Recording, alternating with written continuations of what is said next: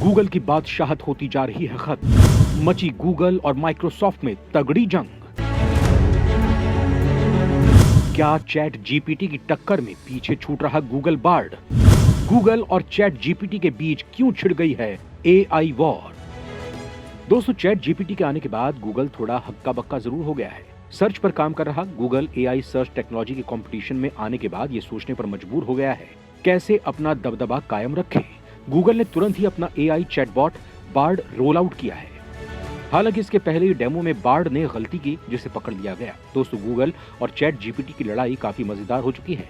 इसमें अब तड़का लगाने के लिए माइक्रोसॉफ्ट भी घुस गया है, जिसने ऐलान कर दिया है कि वो अपने सर्च इंजन बिंग के अंदर चैट जीपीटी को इंटीग्रेट करने वाला है। इससे गूगल के ऑफिसेज में इसीलिए भी हड़कंप है क्योंकि गूगल की 60% से ज्यादा रेवेन्यू गूगल सर्च से ही आता है और इस मार्केट में गूगल का शेयर 90% से भी ज्यादा का था। लेकिन माइक्रोसॉफ्ट के अनाउंसमेंट के बाद न सिर्फ गूगल सर्च पर खतरा मंडराने लगा है, पर साथ ही जब गूगल ने चैट जीपीटी के कंपटीशन के रूप में गूगल बार्ड को अनाउंस किया तो उसकी प्रेजेंटेशन इतनी खराब थी कि प्रेजेंटेशन खत्म होते होते गूगल 10,000 करोड़ डॉलर का नुकसान कर चुका था। दोस्तों, आखिर क्या है ये एआई वॉर और अब आगे गूगल का क्या होगा? क्या गूगल पर कोई बड़ा खतरा मंडरा रहा है? आइए आज के इस वीडियो में जानते हैं कि आखिर मसला क्या है। दोस्तों, यूं तो चैटबॉट का मार्केट में आना कोई नई चीज नहीं है। आज लगभग सभी कंपनीज अपने कस्टमर सपोर्ट के लिए चैटबॉट का ही इस्तेमाल करती हैं। लेकिन चैट जीपीटी में खास बात यह है कि आपकी बातों को न सिर्फ समझ सकता है बल्कि याद भी रख सकता है, जिस वजह से इससे बात करना बिल्कुल ही ऐसा लगता है जैसे आप किसी इंसान से बात कर रहे हैं। इसके साथ अगर हम गूगल सर्च को कंपेयर करें तो गूगल बहुत पीछे दिखाई देता है। अगर मान लेते हैं कि आप गूगल पर एक ऑमलेट बनाने की रेसिपी सर्च कर रहे हैं तो वो आपको रेसिपी तो बता देगा, लेकिन चैट जीपीटी से आप ये सब पूछेंगे तो वो रेसिपी के साथ साथ आपके बाकी सवालों के जवाब दे सकते हैं, जैसा कि क्या तेल की जगह इसमें घी इस्तेमाल किया जा सकता है, अंडों को कितने वक्त तक फ्राइंग पैन में रखना है, वगैरह वगैरह। चैट जीपीटी इतना स्मार्ट बॉट है कि अपनी टेस्टिंग के दौरान वो कई सारे मेडिकल यूनिवर्सिटी से लेकर बिजनेस स्कूल्स के एग्जाम को पास कर चुका है। जबकि अगर आप गूगल पर किसी चीज का जवाब ढूंढने जाएंगे तो ये मुमकिन है कि आपको कई सारे अलग अलग पेजेस पर जाना पड़ेगा और काफी सर्च करने के बाद भी आपको सही रिस्पॉन्स ना मिले। जबकि चैट जीपीटी अगर आपके हिसाब से जवाब नहीं दे रहा है तो आप उसे बता सकते हैं और समझा भी सकते हैं कि आप किस तरह का जवाब चाहते हैं।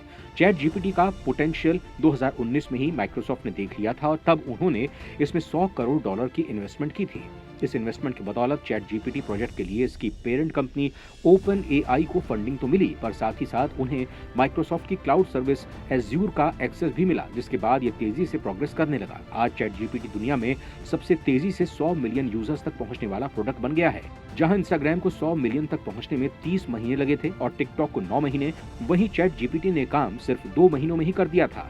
दुनिया भर से ऐसी भी खबरें आ रही थीं कि स्टूडेंट्स इसका इस्तेमाल अपने होमवर्क के लिए भी कर रहे थे। इसकी सक्सेस को देखते हुए माइक्रोसॉफ्ट ने इसमें 1000 करोड़ डॉलर की इन्वेस्टमेंट भी कर दी है और इस डील के मुताबिक जब तक माइक्रोसॉफ्ट को उनके इन्वेस्टमेंट वापस नहीं मिल जाते हैं तब तक चैट जीपीटी का 75% प्रॉफिट माइक्रोसॉफ्ट की जेब में जाएगा और इसके बाद भी इसका 49% स्टेक माइक्रोसॉफ्ट के पास ही रहेगा।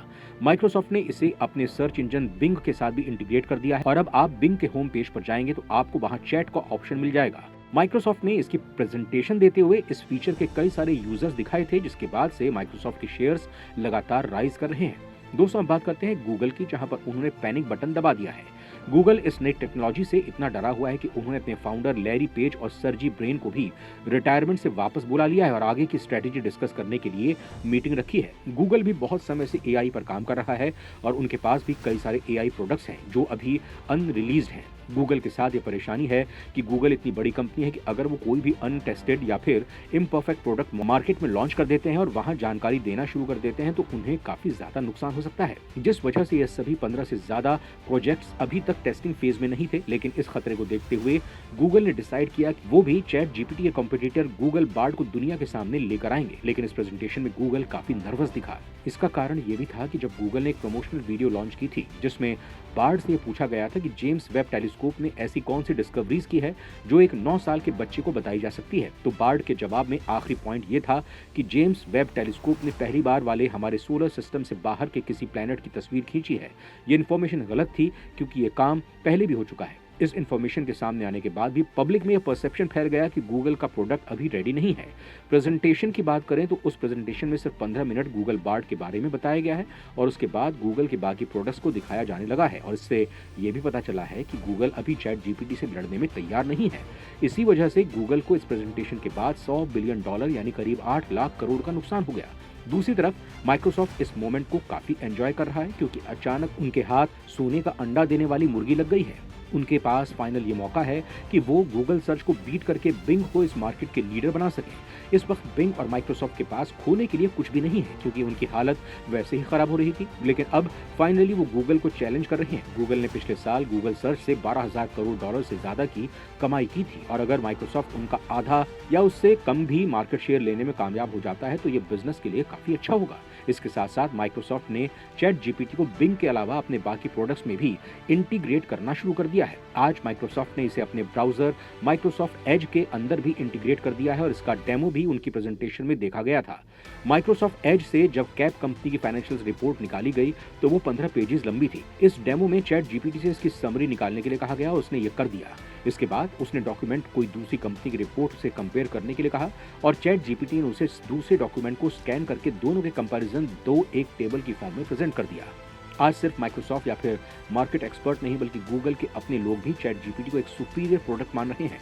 जीमेल के फाउंडर ने तो ये तक कह दिया है कि अगर गूगल ने इसका मुकाबला नहीं किया तो अगले 2 साल में टेक्नोलॉजी गूगल को बर्बाद कर देगी। लेकिन क्या गूगल इस खतरे को संभाल पाएगा? ये कहना तो मुश्किल है, लेकिन इसके कुछ साइंस हमें देखने को मिल रहे हैं। अगर हम गूगल बार्ड की बात करें तो वो अभी भी डेवलपिंग स्टेज में है और जिस तरह की वो गलतियां कर रहा है, पहले चैट जीपीटी भी इस तरह की गलतियां किया करता था, जिसका मतलब है कि अगर गूगल पर थोड़ा सा काम करें तो इसे बेहतर कर सकता है। गूगल के पास आज मार्केट डोमिनेंस भी है। एंड्रॉयड फोन्स में तो लोग क्रोम को ही यूज करते हैं, लेकिन साथ ही गूगल एप्पल को भी हर साल पैसा देता है ताकि वो क्रोम को आईफोन्स और मैकबुक्स में एक डिफॉल्ट ब्राउजर की तरह रख सके, जिससे कि लोगों के गूगल सर्च इस्तेमाल करने के चांसेस काफी बढ़ जाते हैं। इस मार्केट डोमिनेंस के कारण गूगल अब भी बिंग को आगे नहीं निकलने देगा। वो पूरी कोशिश करेगा कि अपने यूजर्स को वो अपनी ही वेबसाइट पर रख सके। इसके साथ साथ पिछले कुछ सालों में गूगल के कई इंजीनियर्स ने इसलिए भी वहां जॉब छोड़ दी थी क्योंकि गूगल एआई टेक्नोलॉजी पर बहुत धीरे काम कर रहा था और उन्हें लॉन्च करने से डर रहा था।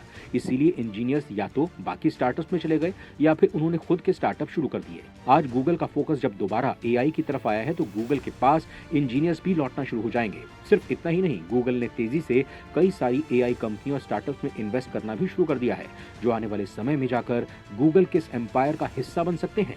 इस लड़ाई का अंत जो भी हो, लेकिन अंत में इसका फायदा तो हमें ही मिलने वाला है। लेकिन फिर भी आप इस एआई वॉर से क्या समझते हैं कि क्या माइक्रोसॉफ्ट जीत पाएगा या फिर आज भी गूगल को हराना मुमकिन नहीं है? आपकी इस बारे में क्या राय है? हमें कमेंट करके जरूर बताएं।